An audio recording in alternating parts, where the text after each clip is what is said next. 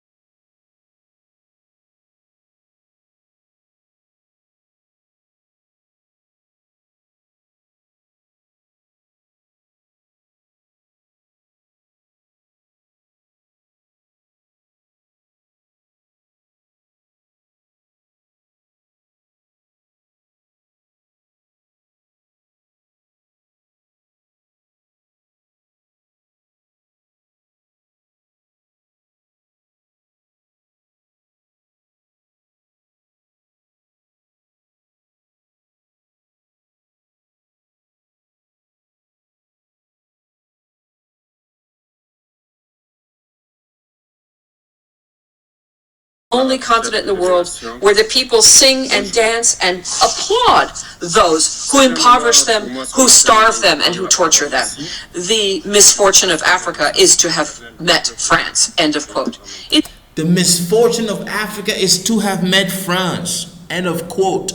Because we do know how France operates. We already know from the 1800s. We know. And when you look at other countries that France has touched around the world where they are today, Haiti comes to mind.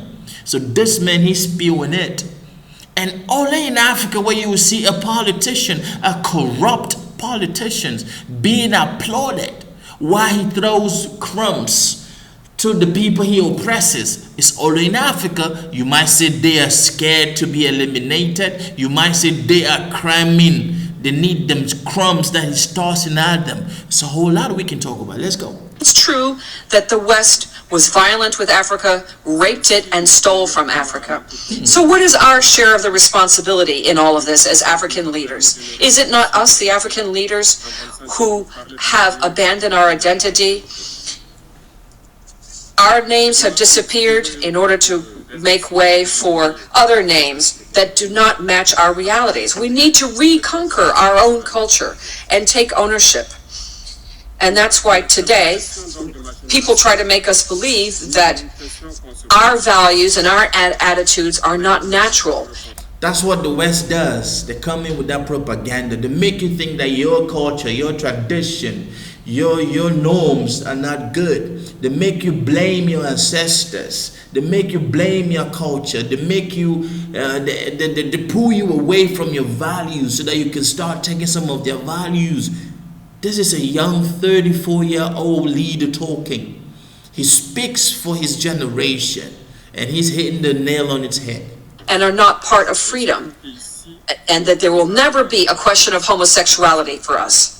Let me repeat that. Homosexuality will not take root in our countries. Mr. President, now what's just been described are very unfortunate labels used by the UN that can be summed up as follows. 1.2 million people who are in the depths of poverty. 2,000 or $2.2 billion of the United States money invested in weapons, 20 times the budget of the United Nations invested in the nuclear, and all of these should be compared to issues of development. Africa gets from the IMF and the World Bank $34 billion vis-a-vis $160 billion invested in the West. The paralysis of the Security Council, the paralysis of the World Trade Organization, increasing tensions due to geostrategic repositioning.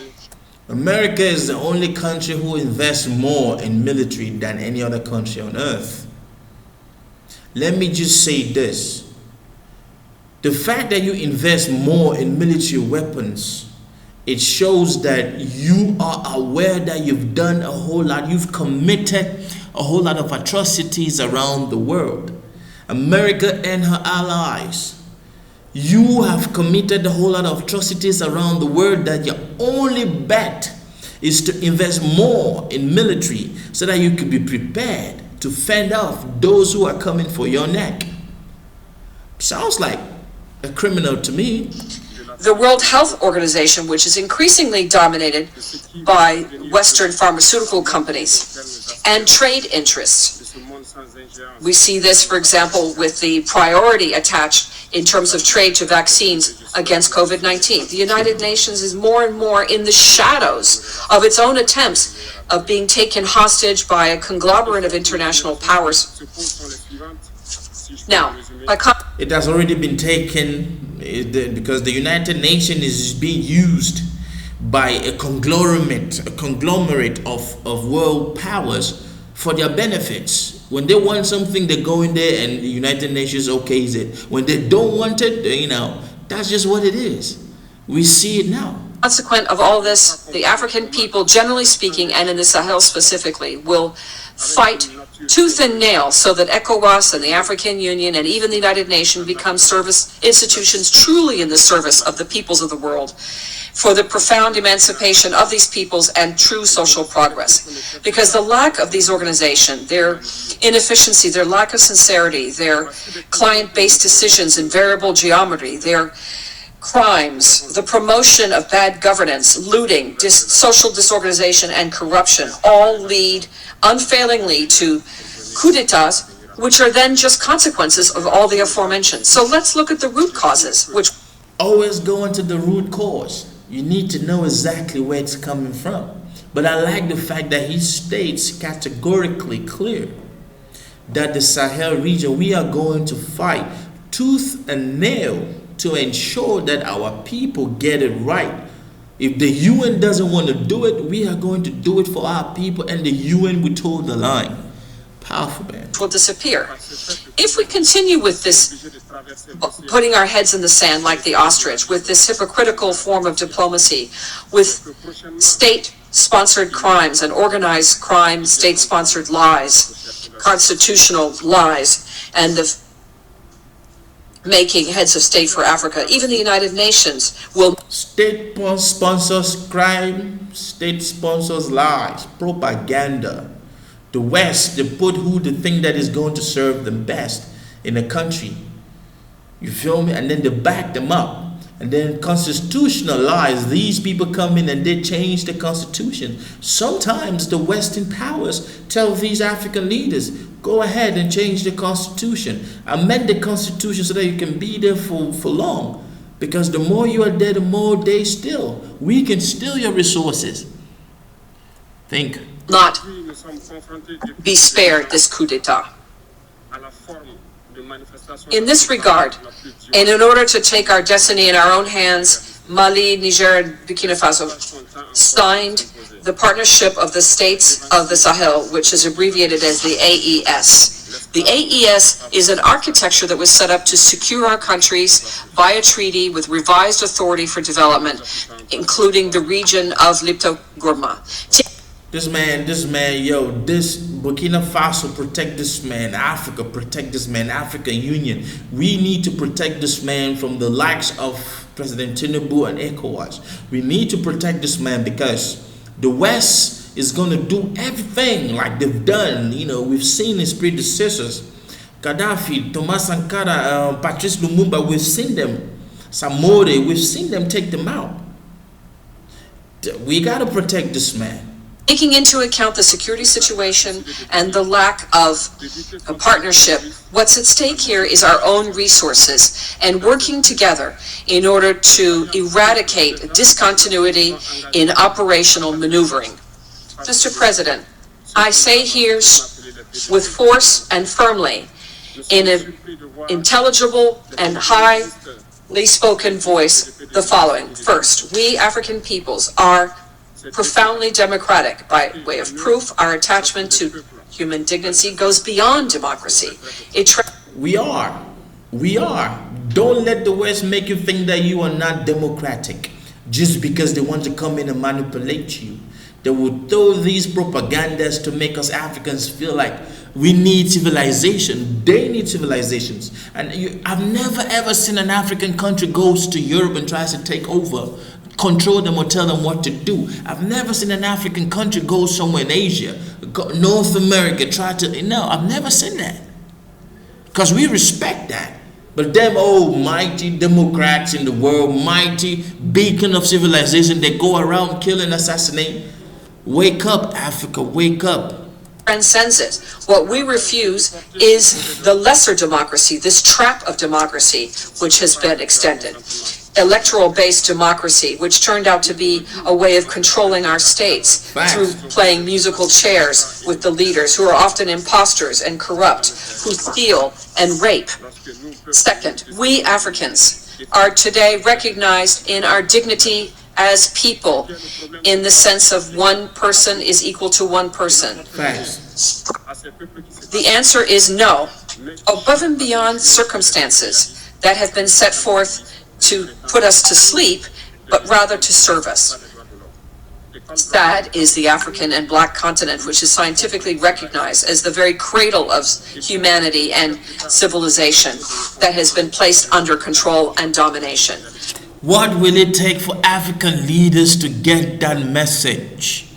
What will it take for African leaders to strive for the awakening, for the complete awakening of Africa, man? Our resources are being played around like ping pongs, man. What will it take? Bro, it kills me, man. Independent factions who have engaged in fratricidal wars and election-based democracy with biased aides, wars for terrorism which are maliciously fabricated and maintained, injected against us, especially in Mali, Burkina Faso, and Niger. Dominating us, that's what it's all about. Stepping on our necks, as was the case of the unfortunate George Floyd in the United States. Is that democracy? Oh, he knows. My man knows exactly what's happening.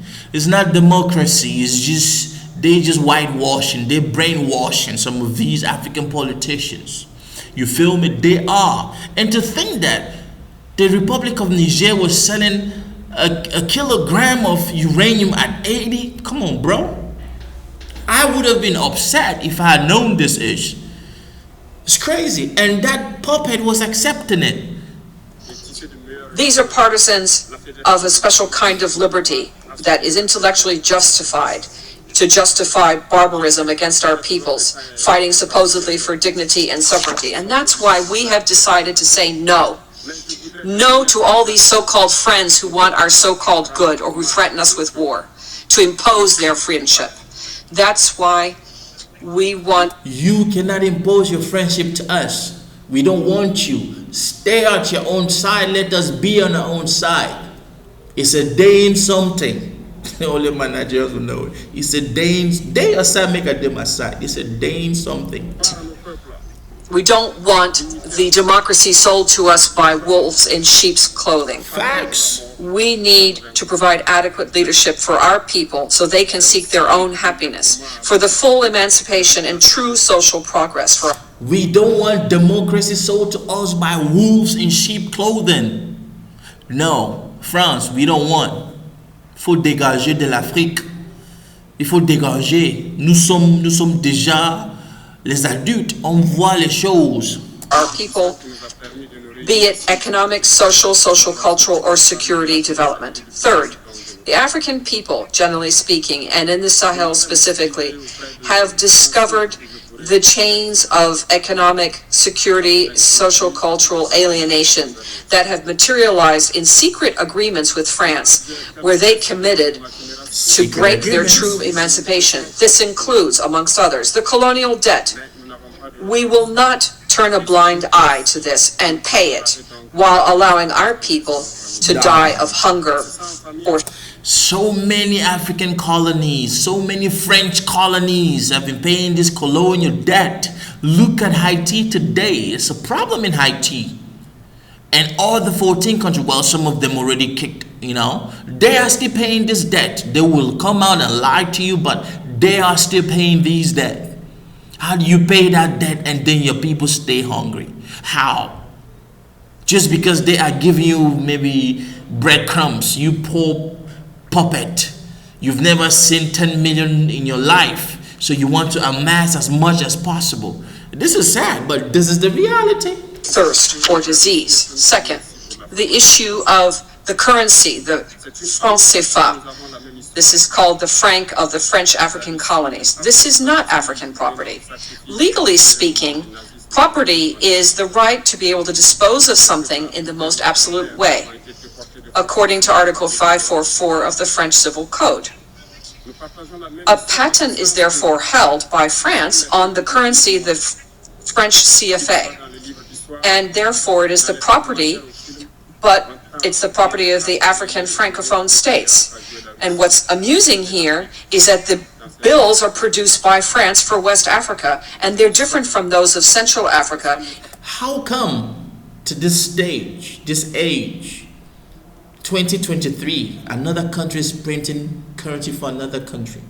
I don't know of any African country printing currency for any European country. I don't know of any African. If you know, let Mr. J know. I don't know of any African country printing currency for an Asian country. If you know, let Mr. J know. And I don't know of any African power printing currency for any North American country. If you know, let Mr. J know. So why are we supposed to let a lame duck in Europe print our own currency? Wake up, Africa, wake up. Even though it's supposedly the same currency. The same document recognizes the French CFA by Decree 45 of the 26th December 1945. And it was signed, this legislation was signed by Charles de Gaulle, President of the temporary French government, René Pleven, Ministry of Finance, and Jacques Sousnel, Minister of Colonies at the time. Next, the priority and interest for French companies in bids for public procurement and public offers. And finally, the exclusive right to provide equipment and military equipment and other types of military officers in colonies. If we ignore that these coups d'etats are often the result of bad governance and constitutional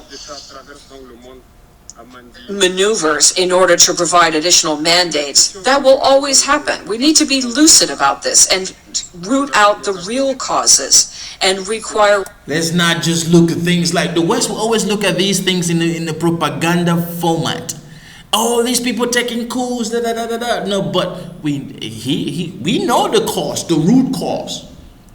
When you see an African president changing his terms of office, you guys don't cry out like at the UN, like, no, you cannot do that. The African Union, you cannot do that. And then when the military rises up to change things, you start condemning and planning military.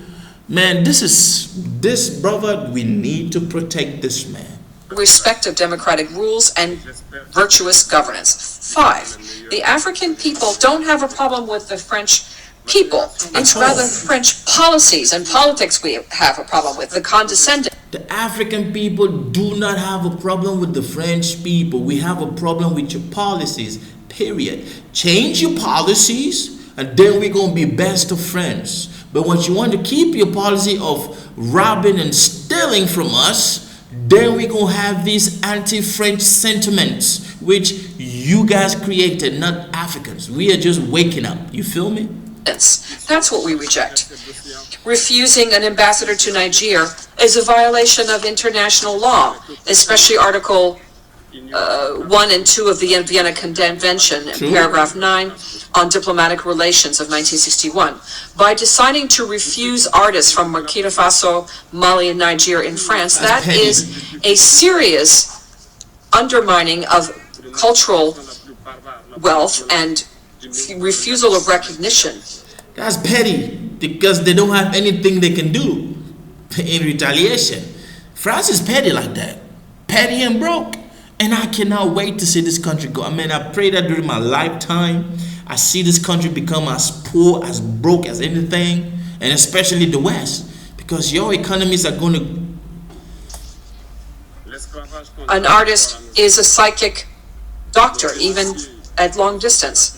By declaring them, we do not want to have people unemployed, migrants and thieves and so forth in France. We do not want the looting, the cynical looting of our resources.